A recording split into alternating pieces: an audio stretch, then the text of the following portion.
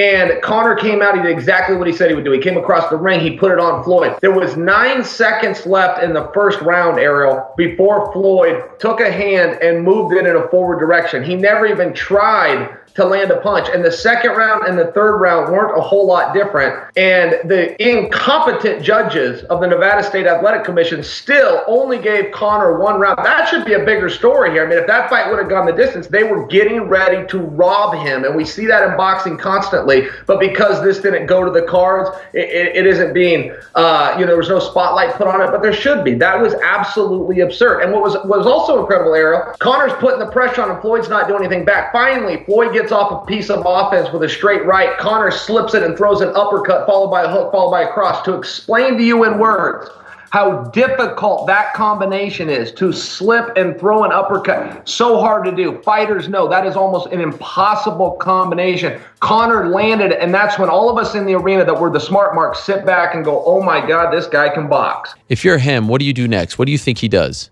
Well, I think he's going to fight in the UFC. You know, he gets into this sport and he said something very cool. He's talking about Nate Diaz. I do think that Nate's going to be next. Little inside information. I'm sure you have the same information. I think that's going to go down in late December.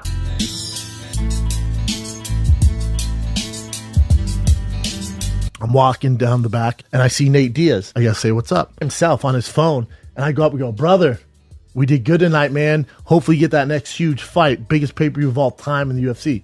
Being cool, you know me. Yeah, of course. Plus, you like him. Yeah, I like him. He looks up and he goes, "Oh hell no! You must feel like a fucking dumbass." And I'm kind of caught off. I'm like, "Excuse me." He's like, "Are you talking all that shit about Conor?" I'm like, "Whoa, stop! All that shit. I work for Showtime, man. I'm here to represent MMA." And then I go, "He won rounds, bro. Like, how can you hate on him? He won round." He goes, "That's just because you don't know boxing. Floyd gave him that rounds." I went, however you think about it, he still won rounds against the greatest of all time. Now he's getting heated. And I'm like, what are you doing? I'm like, what is going on here? I was literally coming over to help you. I should not have stopped. And he keeps talking. And then he goes, he hits me. He's in my face a little bit. And he hits me. He goes, you just don't know boxing. You don't know shit about boxing. I go, yeah, I know, it's crazy. I'm working for Showtime, doing more stuff for Showtime too. So I'll see you, man. And he still keeps talking shit. And he starts talking about my career. This is how I knew he was running out of material. He's like, oh, nice fight with Orlovsky, blah, blah, blah. I'm like, what? I went, what? That's it? And he keeps talking. I can't understand him. And I think this was the trigger. I turn around and go, bro, use your words. I can't understand a shit you're saying. I didn't mean to offend him. I couldn't understand what he's saying. I go, bro, use your words. I think that was a trigger.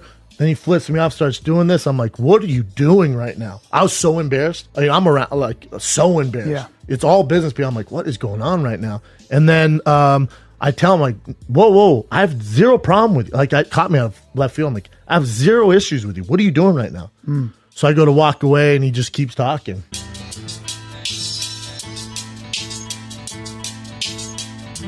Conor was given the opportunity to go and represent our sport in a different sport, and I think he did damn well. I think so. He did a great job, and you gotta give respect where respect is due. You know, that's what you do. You know, that's a real man. And so you don't think that he has any interest in going back down to 145 and fighting you? No, not at all. You know, I think so. The interest more is that trilogy fight with Nate, you know, and the reason why I say, you know, I'm not saying Nate is an easier fight by any means. Nate is a motherfucker. Don't get me wrong. But at the end of the day, he fought Nate one time. He lost, and people still call him the champ. I lost to this guy years ago, and people still call him the champ.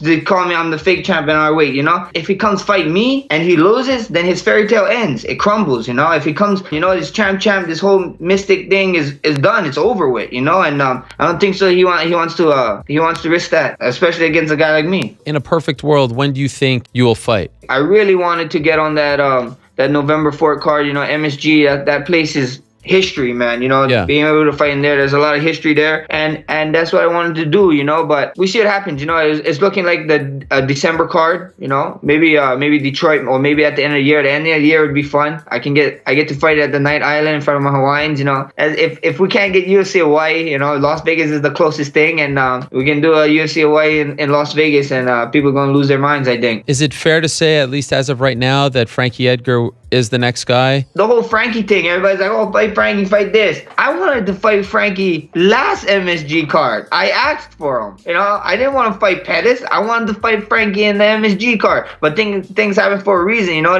we ended up didn't get in that fight. He ended up fighting someone else. You know, a year later, now he wants to fight me. So we see what happens. You know, only time can tell. And if he's the guy next up, he's the guy next up. You know, if he wants to be the guy, there's a little bit of history there. But it's up to the UFC, man. I'll fight whoever.